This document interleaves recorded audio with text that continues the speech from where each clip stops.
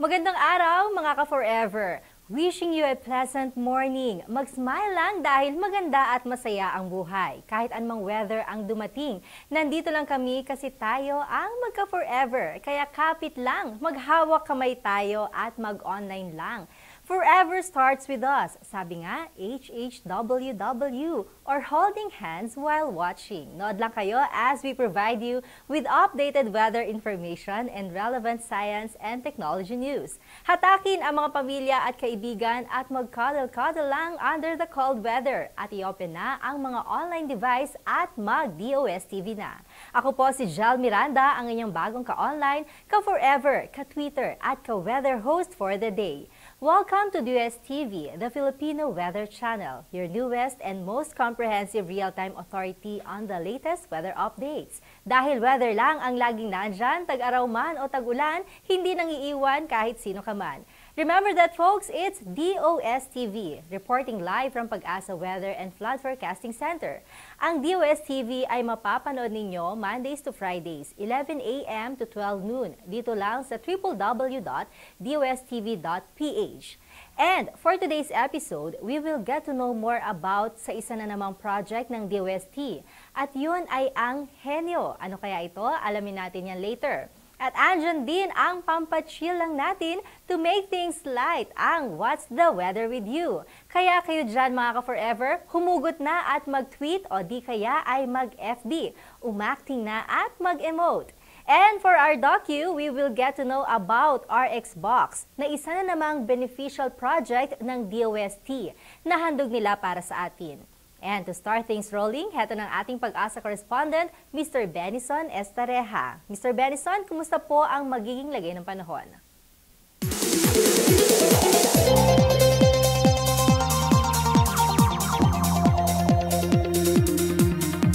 Thank you, Ms. Jel. Good morning sa iyo at good morning din sa ating mga viewers ng DOS TV. Para naman sa lagay ng panahon natin ngayong araw ng Thursday, iasahan po natin ang epekto ng Intertropical Convergence Zone or ITCZ sa ilang bahagi ng Southern Luzon, ng Visayas at ng Mindanao. Tumungo muna tayo sa ating latest Himawari image ngayong umaga. Kung mapapansin po natin dito sa may Northern Luzon, sa ngayon, maaliwalas pa po ang panahon. Pero pagdating ng hapon hanggang sa gabi ay posible na maging maulap at magkaroon din ng mga pagulan o pagkidlat pagkulog na nagtatagal ng 1 hanggang 2 oras. Pagdating naman po dito sa may Central Luzon, sa Calabarzon, Metro Manila, Bicol Region at Mimaropa, maulap na po, no? Nagkakaroon na rin ng mga pagulan, lalo na dito sa Metro Manila, kung saan nga ginaganap yung inauguration day ng ating newly elected President and Vice President. Pero pagdating po ng hapon hanggang sa gabi, asahan pa rin po natin yung mga pagulan or pagkidlat pagkulog, lalo na sa may dakong Bicol Region and Mimaropa, dahil nga po sa umiiral na Intertropical Convergence Zone or ITCZ. Ang temperature po natin sa Metro Manila, 25 hanggang 33 degrees Celsius. Sa Baguio City, 16 hanggang 25 degrees. Sa Tagaytay naman, 22 hanggang 30 degrees Celsius. Habang sa Puerto Princesa sa Palawan, 25 hanggang 31 degrees Celsius. Dumako naman tayo dito sa may parting Visayas. Kung mapapansin po natin, Panay Island and Guimaras, nakakaranas na po ng mga kaulapan, mga light to moderate rains dahil po sa umiiral na Intertropical Convergence Zone or ITCZ. Sa natitirang bahagi naman po ng Visayas, bahagyang maulap hanggang sa maulap sa ngayon ang aasahan natin at yung mga tsansa ng mga pagulan or pagkidlat pagkulog sa hapon or sa gabi. Ang temperature po natin dito sa Iloilo and sa Bacolod, 24 hanggang 31 degrees Celsius, habang sa Metro Cebu naman 26 hanggang 32 degrees Celsius. Dumako naman po tayo dito sa parting Mindanao. May mga epekto rin po. May mga cloudiness dulot ng ITCZ, lalo na sa may Zamboanga Peninsula at maging dito sa Caraga Region, sa Surigao Provinces po yan. And asahan po natin, buong Mindanao, posible na maging maula pagdating ng hapon o gabi. At meron din mga paulan o mga pagkidlat pagkulog na nagtatagal ng 1 hanggang 2 oras. Ang temperature po natin dito sa Zamboanga City, 24 hanggang 31 degrees Celsius, habang sa Metro Davao naman, 25 hanggang 32 degrees Celsius. Kung mapapansin po natin, wala naman tayong nakikitang mga circulations, low pressure area or bagyo man sa loob ng ating Philippine Area of Responsibility at wala rin po tayong inaasahang papasok sa susunod na 3 araw. And so far, wala rin po tayong gale warning, so pwede namang maglayag ang anumang uri ng sasakyang pandagat. Yan muna ang latest mula dito sa Weather Forecasting Center ng DOST Pag-asa. Ako po si Benison Estareja. reporting for DOS TV. And here's Mr. Richard Orendain for the Dam Water Level Report. Dito lang yan sa DOS TV Exclusive. Maraming salamat, Jel, at magandang umaga sa iyo at sa ating mga taga-subaybay sa DOS TV. Update po tayo dito sa ating minomonitor ng mga dams dito sa Luzon. Umpisahan po natin dito sa Angat Dam. Sa kasalukuyan po, ang elevation niya is 180.7 meters. Bumaba po siya ng 9 cm base po doon sa obserbasyon namin kahapon ng alas 6 ng umaga. Sa Magat Dam po, ang current elevation niya is 177.75. Ganon din po, bumaba pa rin po siya ng 45 cm. And then dito naman po sa Pantabangan Dam, ang current elevation niya po is 187.43. 29 cm po ang binaba niya base po doon sa observation namin kahapon ng alas 6 ng umaga. And then dito naman po sa San Roque Dam, current elevation niya is 230.5. Bumaba rin po ito ng 34 cm base doon sa obserbasyon namin kahapon ng alas 6 ng umaga. And then, mayroon po tayong flood advisories na inisyu natin simula pa nung nakaraang araw. Dito po sa Luzon, nag-issue po tayo ng General Flood Advisory dito po sa Region 4A, which is, ito po yung mga lugar, Quezon, Laguna, Cavite, Batangas, and Rizal. And then dito po sa Mindanao, dito po sa Region 12, ito po yung mga lugar na South Cotabato, North Cotabato, Sultan Kudarat, and Sarangani provinces. Now, dito naman po sa ARMM, sa Lanao del Sur and Maguindanao, and then sa Region 9, Zamboanga del Sur, Zamboanga Sibugay, and Zamboanga del Norte. So, doon po sa mga nabanggit naming mga lugar, pinapayuhan po namin na maging alerto po at magsubaybay sa susunod naming flood advisory dahil po pwede po na magkaroon ng mga landslide dito and then baka umapa po yung mga ilog natin dito sa mga nabanggit natin lugar. So, yan po ang update. At mula pa rin dito sa Pag-asa Flood Forecasting Center, Richard Orendain nag-uulat.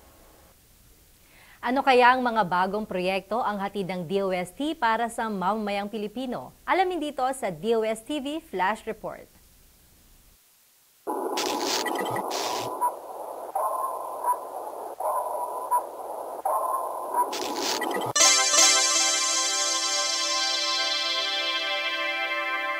The Philippines has won the prestigious Atoms for Peace Award at this year's Nuclear Security Summit for its contribution to nuclear security and global leadership in removing highly enriched uranium from its territory. Science Secretary Mario G. Montejo received the award at the Nuclear Industry Summit in Washington on Thursday, hosted by President Barack Obama. The award is an acknowledgement of our country's efforts to promote nuclear security at the international level. Nuclear security is a responsibility of all states, and it begins with each country's commitment to address safety and non-proliferation concerns. The summit brought together 350 nuclear industry executives who renewed their commitment to nuclear security and cooperation. The award recognized the efforts of the Philippine Nuclear Research Institute, or PNRI, an agency of the Department of Science and Technology, in combating nuclear and radiological terrorism in the Philippines and around the world. The PNRI, in coordination with U.S. National Nuclear Security Administration, or NNSA, decommissioned in 2013 two secure radiological transportation vehicles as part of a broader effort to combat nuclear and radiological terrorism. The two vehicles are designed to provide a secure means of transporting radiological material within the Philippines. The NNSA and PNRI have also upgraded security at 15 medical and research buildings that maintain radiological sources. The award recognized Philippine leadership in training experts on exploring uranium deposits in an environmentally acceptable way.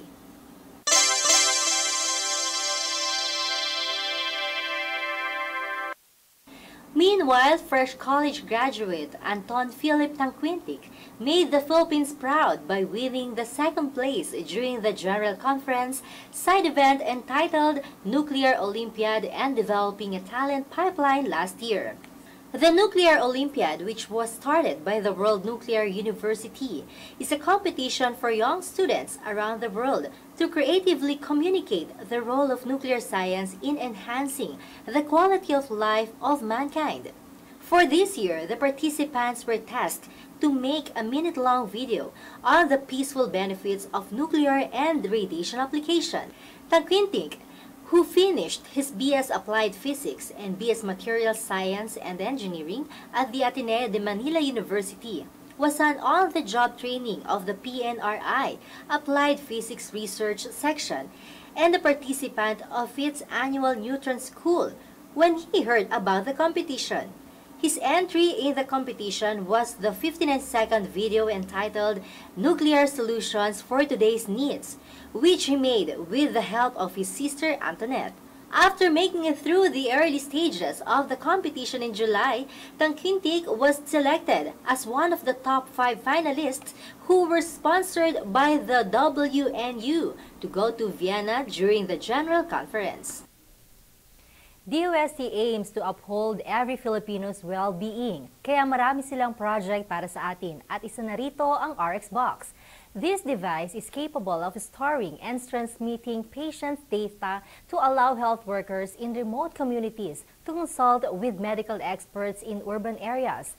Developed by University of the Philippines Manila National Telehealth Center and DOST. The RX Box aims to provide better access to life-saving healthcare service in isolated and disadvantaged communities nationwide. Tunghayan po natin ang kwento ng RX Box.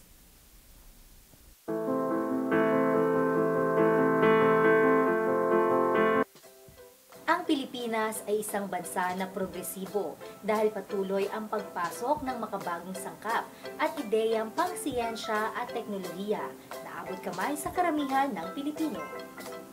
Patunay nito ay ang pagtaas ng bilang sa paggamit ng mga makabagong mobile phones, pagdami ng mga bihasa sa paggamit ng computer, at mga kasangkapang pangmedikal na isinusulong ng mga ahensya ng pamahalaan at pribadong sektor para mabigyang halaga ang kalusugan ng bawat Pilipino. At dahil dyan karamihan sa ating mga kababayan ay nakararamdam ng kaunting kaginhawaan sa kanilang pang-araw-araw na laban para mabuhay. Ngunit sa isang banda, mas marami pa rin sa ating kababayan ang hindi nakakaranas ng tulong at kaginhawaang hatid ng modernong teknolohiya. Maraming malalayong lalawigan at liblib na lugar ang hindi inaabot ng modernong teknolohiya o di kaya mga kababayan natin na mahirap na hindi kayang ibalikat mag-isa ang gastusin para sa ikagiginhawa ng kanilang buhay. Dito pumapasok ang telehealth, isang programa ng Department of Science and Technology, Philippine Council for Health Research and Development, at ng UP Manila National Telehealth Center at UP Diliman. Telehealth, this is one of the major programs of the Philippine Council for Health Research and Development, wherein you have electronic data of patients, and this can be used as database. The telehealth program of the Philippine Council for Health Research and Development is one of their major projects, or rather programs. And it has several components, one of which is the electronic database of patients. Another component of which is what we call the RX box, wherein we can deliver health service to far-flung areas using ICT, using SMS, and so on. Ang pagsulong ng kalusugan sa pamamagitan ng siyensya at teknolohiya para sa kaunlaran at kaginhawaan ng buhay sa bayaniwan. Mga lugar na malalayo sa pagamutan na mas lalo pang pinahirap ng kapuluan ng Pilipinas kung saan kailangang tumawid ng mga ilog at dagat upang makarating sa paroroonan. Ang kakulangan ng pagamutan at mga pasilidad na pangkalusugan sa mga liblib na lugar, bukod pa sa kakulangan ng mga kagamitang pangmedikal sa mga naturang pasilidad, at mga mamamayan na hindi mapagamot ang karamdaman dahil kapos sa yaman. Mga problema na pilit tinutugunan ng pamahalaan sa pamamagitan ng DOST at iba pang sangay nito. Isang halimbawa ang isla ng Bolinao, Pangasinan. Isang maliit na isla na mapupuntahan lamang sa pamamagitan ng paggamit ng bangka o barge. Sa leadership ng UP system, nagkumpuni kami ng mga iba't ibang mga eksperto ng universidad sa Maynila, sa Davao, sa Baguio. Tapos nag-usap-usap. Ano ba yung meron tayo ngayong kaalaman na maaaring pakinabangan ng mga taong bayan? So dun sa isa sa mga pulong-pulong na yon, nasabi ko, alam niyo ang kailangan talaga natin, kasi kulang ang doktor sa Pilipinas, hindi naman natin mapapupunta yung doktor sa lahat ng bahagi. We have 7,000 islands. We cannot put a doctor in every island. Kailangan natin ng isang device sana kung saan pwedeng ikabit sa isang pasyente ng isang health professional. Pagkatapos sa pamamagitan nun, magkakaroon ng impormasyon yung health professional at yung pasyente nung estado ng kalusugan ng pasyente na makakatulong sa kanilang dalawa na alagaan yung kalusugan ng pasyente. So, doon nag-umpisa yung idea ng isang telemedical diagnostic device na tinatawag natin ngayong RX box. Ganito lang yung tablet, less than 2 kilograms. Sensors na kasama, so may pulse ox to measure pulse rate, saka yung oxygenation sa blood.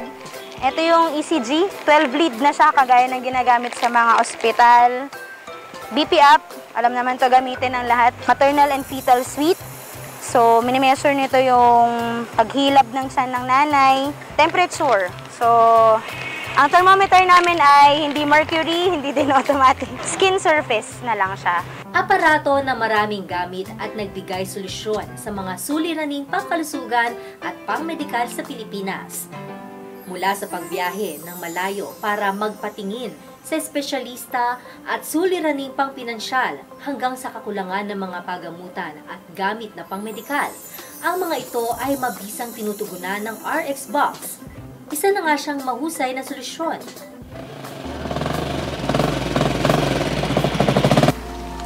Pero alamin natin sa mga mismong tao na natulungan ito. Nagkaroon ako ng sakit na masakit dito sa dibdib ko at saka masikip ang hininga. Nung wala pa po yung ECG machine sa Subarba, nagpupunta po kami ng Subarba ng bayan. Marami pa po pamasahe ang aming nagugugol para po lang makarating ng bayan. At saka nagbabayad po kami ng doktor kasi po sa private po kami pumupunta. Ngayon, nagpasalamat naman sa kanila sapagkat yung ECG na, hindi na ako pumunta sa bayan o sa mga ibang doktor. Parang nakatulong din yan sa akin. Pasalamat po ako sa DOST at saka sa DOS po dahil po sa tulong ng RH Back na lamang po ang aking karamdaman. Sana po maragdagan pa ang mga sa RH po nagsipalubar para po hindi na po kami tatawid ng dagat lalo na po pag emergency paggabi po. Magandang ginagawan to ng DOST sapagkat ang technology ay may puwang sa pagbibigay natin ng magandang serbisyo sa kalusugan. Subalit, dapat yung technology gagamitin mo sapagkat may gusto kang mabago sa sistema natin. At kung ang mga kababayan natin ay naramdaman ang tulong ng RX Box, ano naman kaya ang pananaw ng mga tauhan ng serbisyong pangkalusugan sa aparatong ito? Itong RHU po namin noon, yung nakikater po namin daily po ay 30 to 40 na patients. Nung dumating po yung RX Box, nung under po ni Dr. Roman Aldo Reyes, mas lalong dumami po yung mga patients namin. Malaki po yung naging ambag nito sa aming RHU. Katulad po nito sa mga patients namin na pumupunta dito na mga naka-experience ng chest pain, ganun, nagagawa na po namin ng ECG po.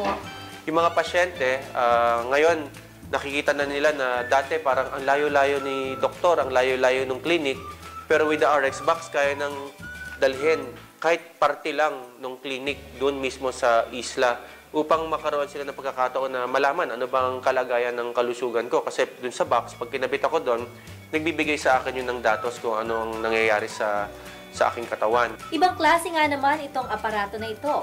Mas pinadali ang buhay ng ating mga kababayan na kailangan ng lunas at sa mga kababayan natin na nagbibigay ng lunas. Meron kami mga stories na ang RX Box ay nakapagligtas na ng nanay na nagkaroon ng komplikasyon, na agapan kaagad. Kaya naman, laking pasalamat niya na naggamitan siya ng RX Box. Nakatulong dahil una sa pagdadiagnose ko yung problema ng pasyente at yung malaking tanong nga na kung ito ba kaya nilang gamutin sa health center nila o kailangan ilipat. At saka it can also serve the OFW communities abroad, diba? Yung device na nagkakaroon ng heart attack, pero dahil sa RX Box na kita doon sa ECG niya na nagka-heart attack na agapan na kagad, nabigyan ng gamot at naisalba yung kanyang buhay. Yung RX Box after the public health sector, ang part of going to the commercialization na stage kami, within going to the private na. So, hindi lang po tinitingnan kasi yung local market dito Magkakaroon kasi ng maraming market yun outside the Philippines. So, yun na po yung international market na ini-aim namin. Yung pinaka-importante dito, kaya tayo nagkaroon ng ganitong proyekto ay para lahat ng Pilipino, saan man siya naroroon, may doktor man o wala sa kanyang lugar, ay mabigyan ng magandang serbisyong pangkalusugan. At itong teknolohiyang ito ay magiging importanteng paraan para ito ay magkatotoo. Ang dami nga namang gamit ng RX Box at siguradong hindi lang dyan nagtatapos ang silbi ng aparato na ito. Isa sa mga tinitingnan namin ngayon yung para sa newborn hearing screening na nilagyan ng EEG na pagkapanganak ng bata, after mga ilang days, titingnan kung may problema ba sa pagdinig ng bata. Isa yun sa mga pipeline. Yung mismong unit, make it more portable, siguro, at kasi siyempre kailangan itong power at saka internet connection. So yun din na isang mga tinitingnan na mga bagay kung paano ma-improve pa. Sabi naman, hindi bagay yan dito sa Metro Manila. Bagay, alam niyo kung bakit? Kahit dito sa Metro Manila, kung walang nagbibigay ng instructions, kahit na dito sa Metro Manila, ang tendency ay ito kagad sasabihin mo sa pasyente, pumunta ka dyan sa ospital, pumunta ka na ron. Kung meron sila nitong RX Box, mag-iisip muna sila kung papupuntahin yun. Bakit ka mo? Maghanap ka ng ambulansya. Dapat may pamasahe yung pasyente mo. At para sa mga individual o lokal na pamahalaan na nais makaranas ng benepisyo ng RX Box, paano nga ba makakakuha ng aparatong ito? Sa RX Box, gusto natin mawala ang panganib sa maraming buntis para na sa ganon ang kalusugan nila ay mapanatili nating mahusay. Sa ngayon, nalaman natin na puspusan ang pagsulong ng ating mga kawani sa pamahalaan upang maibigay ang dekalidad na serbisyong pangkalusugan. Sa pamamagitan ng RX Box ay siguradong patungo tayo sa tamang direksyon ng progresong pangmedikal at kalusugan. Kaya mga kasiyensya, sundan lang natin ang mga likhang Pinoy na para sa Pinoy na matatagpuan lamang only in the Philippines, dito sa Telehealth.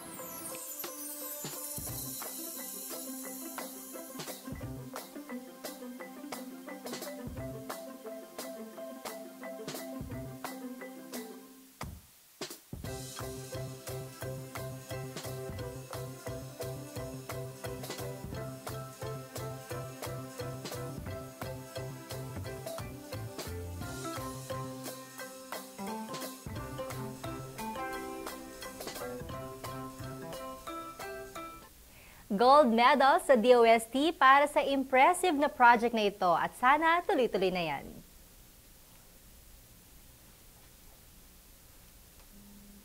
Eto na mga ka-forever, emote time na naman. Kahit maulan man o maaraw sa labas, hindi mapipigilan ang ating mga social media friends sa kanilang mga hugot panahon.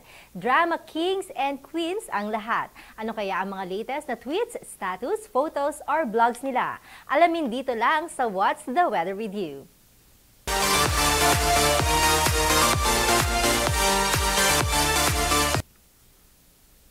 Mula Mula kay Cyril Bunuan, sabi niya, kung yung bagyo nga umuusad, sana ikaw din makapag-move on na. Yan. Tama nga naman, Cyril. Move on din pag may time, di ba? Kesa naman effort ka ng effort, sayang pagmamahal, kung itatapon mo nga lang sa wala. Ayan. Mula naman tayo kay Brett El Seario. Hindi ko naramdaman yung init ng panahon. Ang lamig mo kasi sa akin buong summer. Hugot, di ba? Brett, dahil dyan, kailangan mo na magkaroon ng bagong kasummer, di ba? Kung wala na talagang chance, at saka kung ikaw lang naman ang nagbibigay talaga ng parang init ng pagmamahal, time to move on na rin. Effort, sayang kasi yung effort kung one-sided nga lang, hindi ba? Ilan lamang po yan sa mga hugot panahon na aming nakalap sa Facebook at Twitter. Bukas, mas masaya at mas exciting. Kaya naman, kung may mga hugot panahon pa kayo dyan, i-post lang sa FB or mag-tweet ng mga greatest emote moments ninyo sa hashtag Hugot Panahon. Malay ninyo next time yung mga kahugot-hugot tweets ninyo ang maipi-feature namin. At kung may mga video kayo dyan, Snapchat, at kung ano pa mga level up na hugot, i-post nyo na. Dali, para maisama namin sa mga future episodes, kaya mag-post na.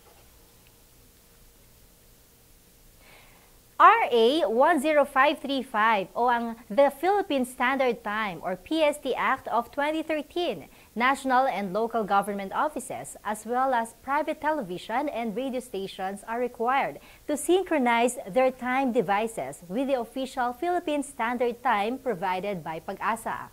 Let's watch this, mga ka-forever, kung paano natin magagawa ito.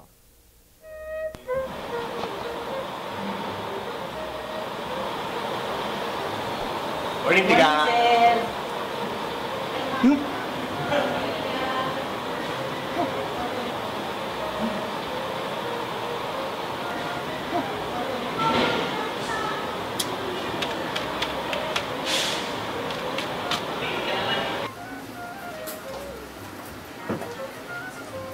Ma'am, ano nangyari dyan? May problema ba? Ay nako, as usual, late na naman.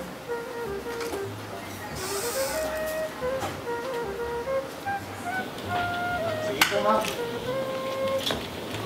Pare, may problema ba? Yung galit ata si boss eh. Uy, dami ko daw ulit ngayong buwan na to eh. Kaya alam ko, tama naman yung oras ko. Ewan ko ba, baka advance yung oras din sa baba. Sigurado ka? Naka-PHST ka na ba? PHST? Ano yun?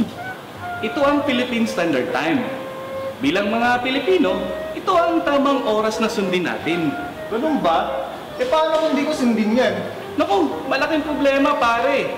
Isinabatas ito sa ilalim ng RA 10535 at may karampatang parusa ang hindi susunod sa Philippine Standard Time. Saan ko naman kukunin yan? Madali lang. Maaari nating tanungin ng Pag-asa na siyang official timekeeper sa buong Pilipinas o kaya magtungo sa website nila na kung saan nakasaad ang Philippine Standard Time. Para naman sa ating mamamayan na gustong i-synchronize ang kanilang mga computer sa Philippine Standard Time, ito ang dapat gawin. Sa ibabang kanan ng iyong computer, i-click ang nakasaad na oras. I-click ang Change Time Zone at ilagay sa UTC Plus 8, saka i-press ang OK. Pagkatapos ay i-click ang mga sumusunod. Change Time and Date Settings, Internet Time, and Change Settings. Sa Internet Settings, palitan ang time.window.com ng npp.pagasa.dost.gov.ph o alinman sa mga nakalistang ito. Pagkatapos ay i-click ang Update Now. Kapag maayos ang synchronization ng inyong computer, naka-PHST na po kayo. Mga kaibigan, huwag gayaang maging biktima ng maling oras. Dahil ang Filipino time, hindi nangangahulugang atrasado. Dahil Pinoy ako, on time ako.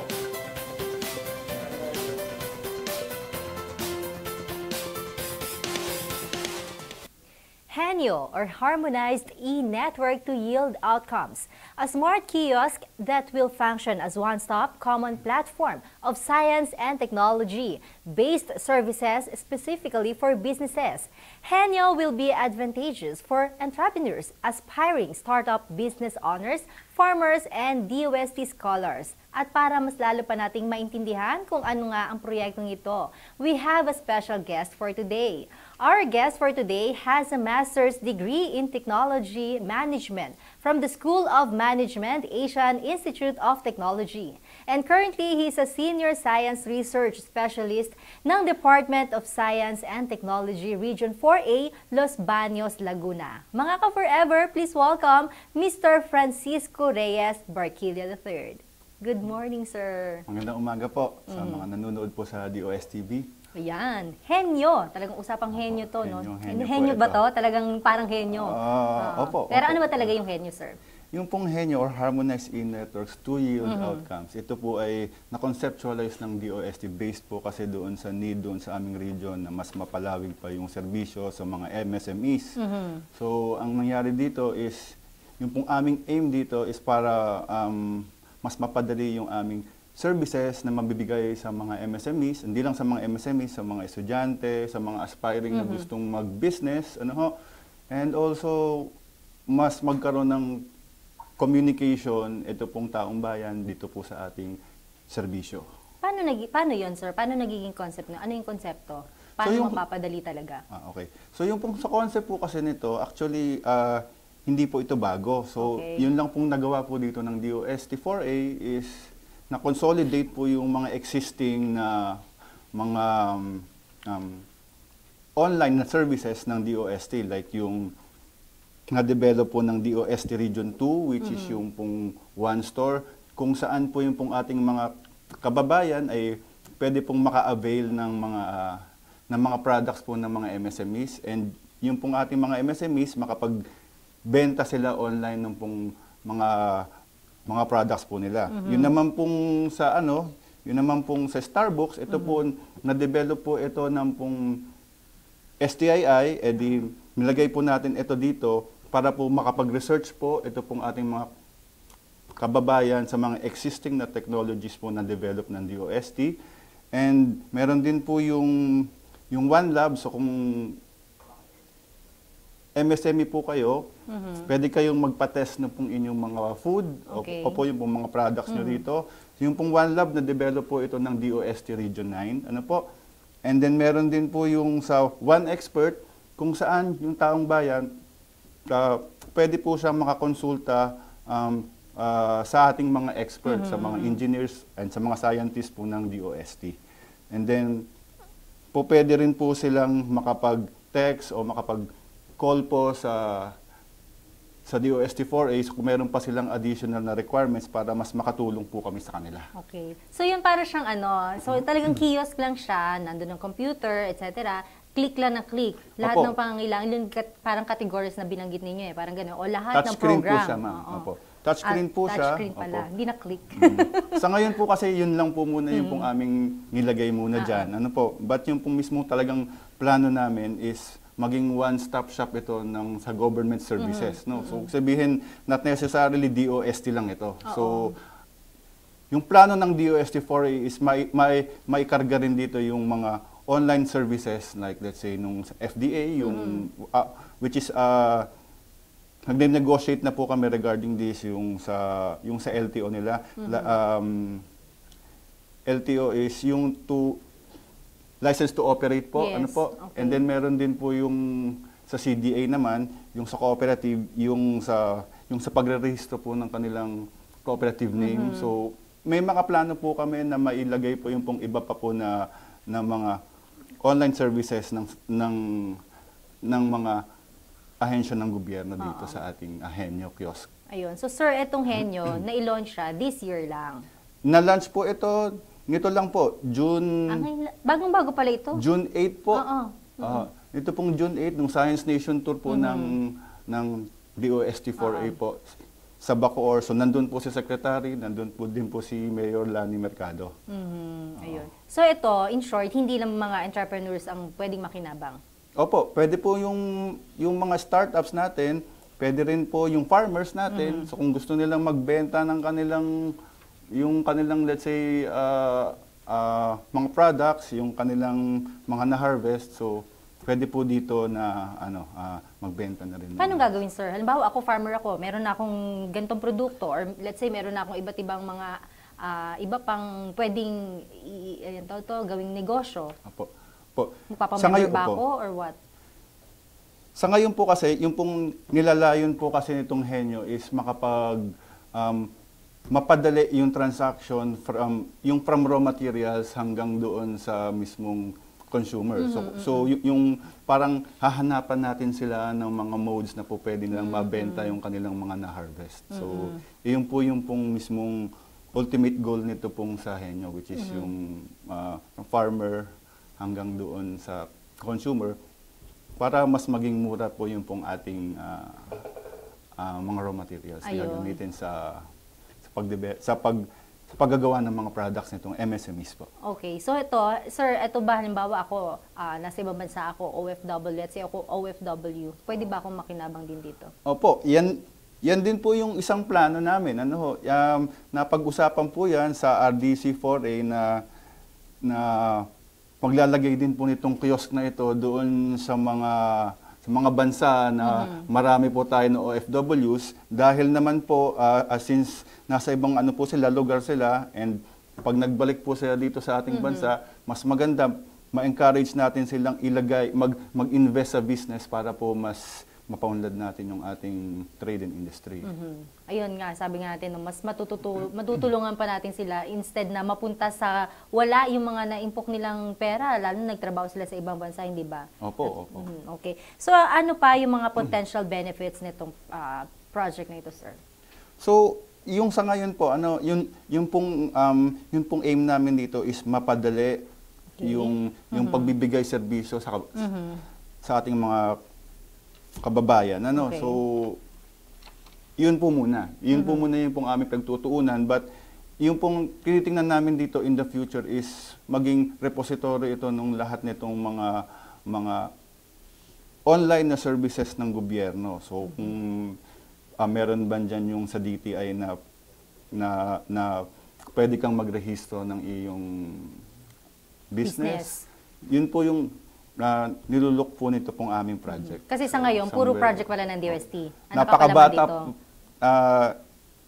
Ito po kasing project na ito, nag-start lang po ito this year. Yes, so, napakaunti pa po ng kanyang accomplishment. So, hopefully by next year, marami na kaming nalagyan ito and mas maganda na po yung aming sistema. Sa ngayon, sir, ilan ang kiosk natin? Sa ngayon po, isa pa lang po yan.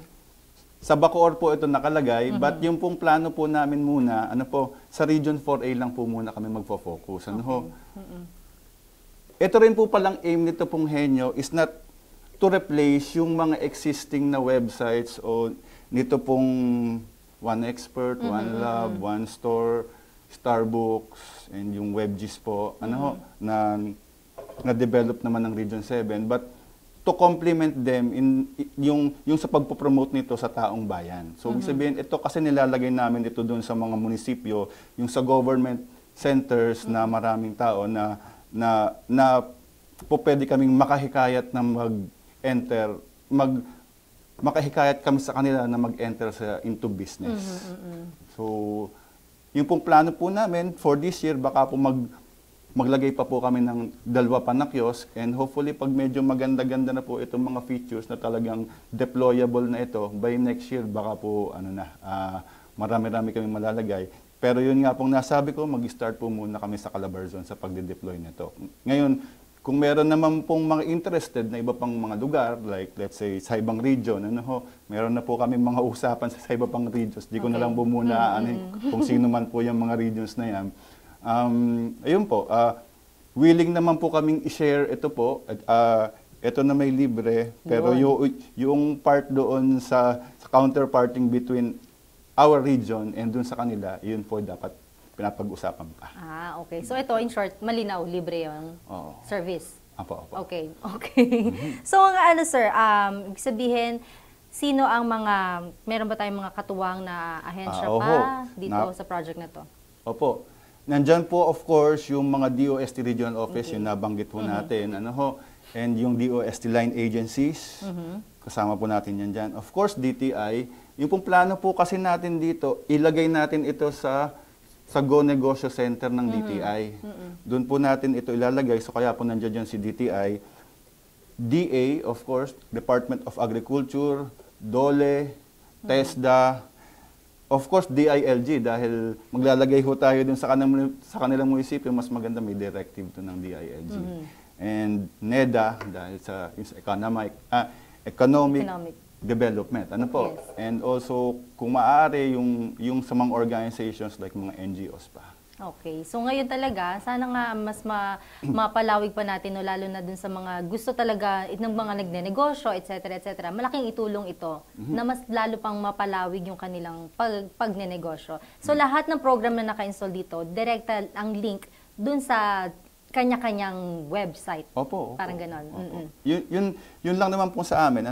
Ito po kasing henyo, kino-consolidate lang naman ito. Okay. So para siyang isang portal kung saan makikita mo siya. Pero ito kasi, ang main target kasi nito, yung sa kababayan natin na walang access sa internet. Yes.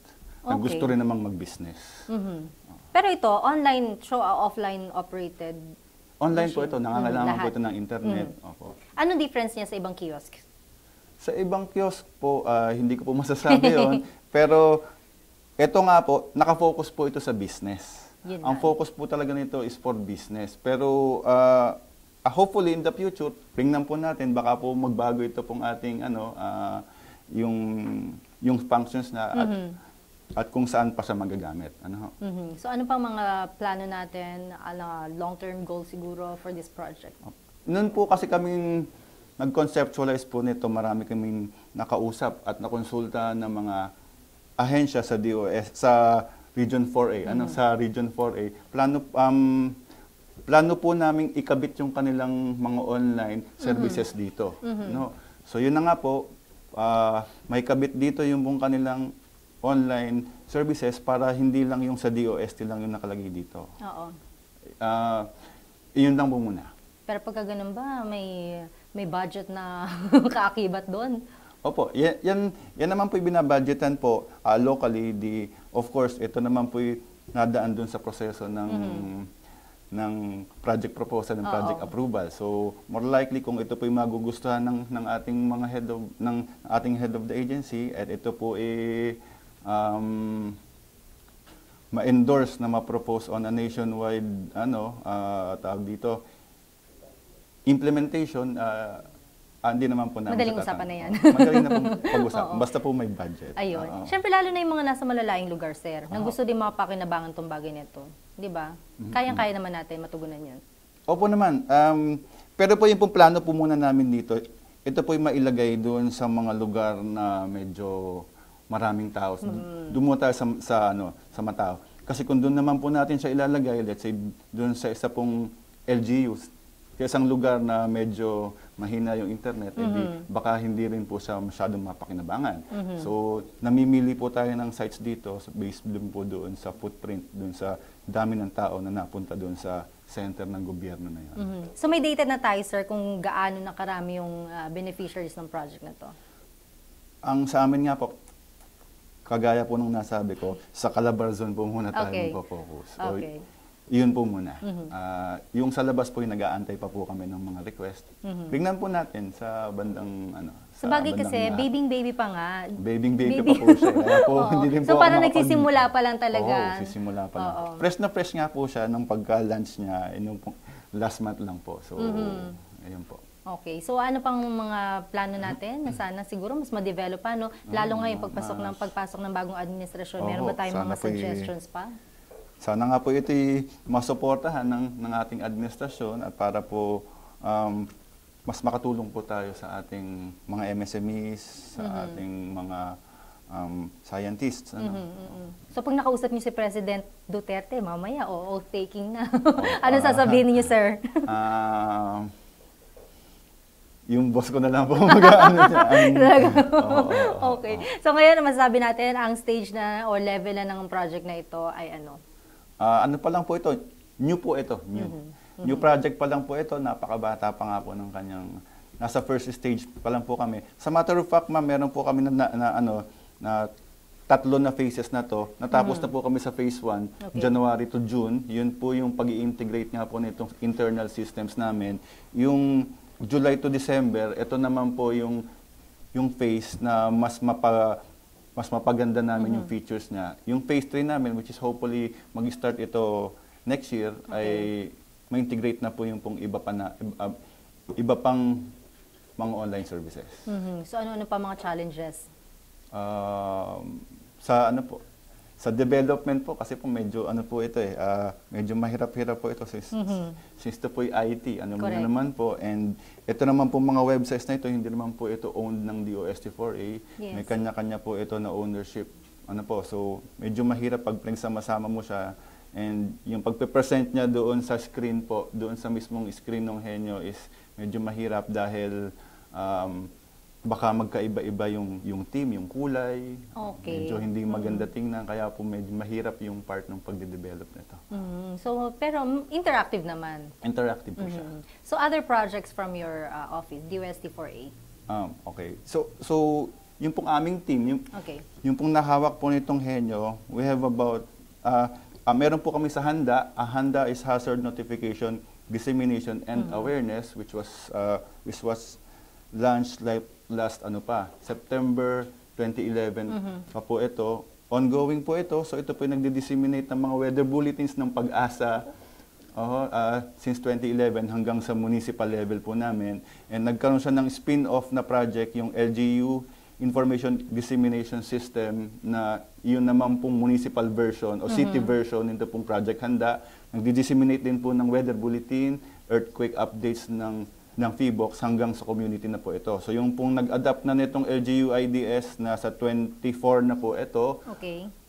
Majority of this ay sa Calabarzon, but meron po kami na implementation nito sa Caraga region and also sa Buwak, Marinduque, sa Mimaropa. And then also yung sensing environmental parameters through the telemetry, which is yung pong Sentry.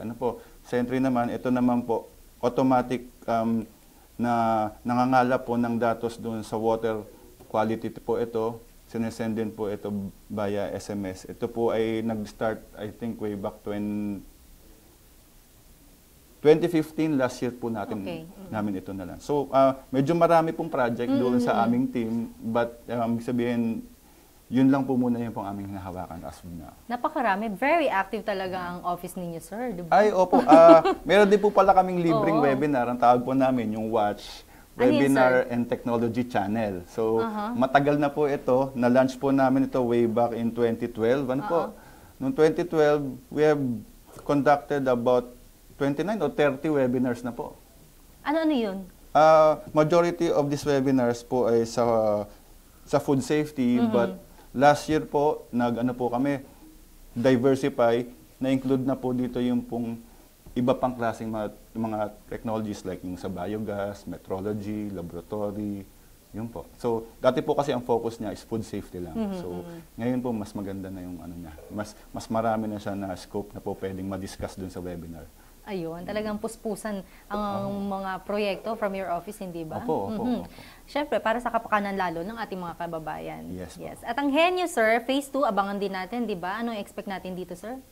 Sa phase 2 po, ating po expect dito, mas maganda na yung kanyang interface, mas maraming features na mapapadagdag. Hopefully, makapagdagdag po kami yung para siyang Skype o kaya yung call o kaya yung texting. Yan na. So, ibig sabihin, from the interface of Henyo, pwede ka makatawag dun sa customer representative namin dun sa office. Sa ibang bansa ba may mga ganito na rin? Talagay ko po. Mas advanced naman po siya sa atin. Sila. So ito naman po yung sisimulan natin dito sa atin para po mas ma-improve po na yung pong serbisyo ng gobyerno. Ayun, when it terms to technology, hindi naman talaga tayo papahuli, hindi ba? Opo. Hindi po tayo papahuli diyan. Okay, paano mag-avail nitong Henyo, sir? Let's say ako sa isang munisipyo or sa isang lugar na gusto ko rin magkaroon ng ganitong post. Okay. Sa ngayon po, ang namimili po ng sites DOST4A. Okay. But pag ito po yung medyo magandang-ganda na nga po, ang mangyayari po dito, like the usual, magsasubmit sila ng request sa aming opisina. Meron naman po na counterpart na mangyayari. So, ano ba yung sagot ni LGU, ano ba sagot ni Region 4A. Sasabit lang po silang request sa aming opisina para po ma-site survey namin yun. And then magkakaroon po tayo ng MOA just in case magkaroon ng approval. Kaso nga, isa pa lang ngayon. So, pag kami nag-request, tsaka lang tayo gagawa. Yun lang po muna. Okay, okay. Any long-term plan for this project? Do you have any more project? Ano pa? Plano pa? Opo. Yung pong plano po namin dito is madala po ito sa iba't iba pang mga regions natin dito sa Pilipinas, and hopefully, yun nga po, sa ibang bansa like let's say Hong Kong o sa Dubai o kung saan napakarami naman po ng mga OFW natin doon. Ano po. So pwede na sila mag-touch doon and then makita nila ano yung mga parang prospect nila na business, let's say, pwede yun. Doon makikita na nila. Yes po. Yes po. Meron silang prospect na business. Pwede rin silang magpa-process na doon. Ando doon sila, mag-process yung mga kamag-anak nila dito. Pwede naman po yun. So direkta na. Online naman po ito. Online na talaga. Okay. Any more messages po doon sa ating mga taga-subaybay, sir? Ayun po. So, abangan nyo po yung henyo.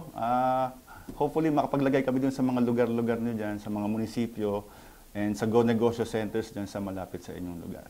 Social media accounts na pwede kayong sundan? Baka merong gustong... Sa DOST Calabarzon po, i-search nyo po kami sa Facebook. DOST Calabarzon po. Yun po. Sa Twitter, wala pa po kami sa... ano ba tayo sa Twitter? Wala po kami sa Twitter pa. Wala pa. But sa ano po, next level. More of ano po kami, Facebook po kami. Facebook and other ano pa. Email Facebook siguro, po. No? Ganyan, okay. Siguro abangan na natin yung iba pa mga development from this project dahil sabi nga natin, unti-unti, nagsisimula pa lang ang kanilang proyekto. Baby pa nga ika. Pero syempre, supportahan natin lahat itong magandang proyekto from your office. Yes. Thank you so much, sir, okay, and more power and good luck sa inyong project na Henyo. Ayan. Okay. Thank you. Ayan, nakasama natin si Mr. Francisco. At sana nga mga ka-forever, suportahan natin itong Henyo at sabay-sabay nating tahakin ang road to national development.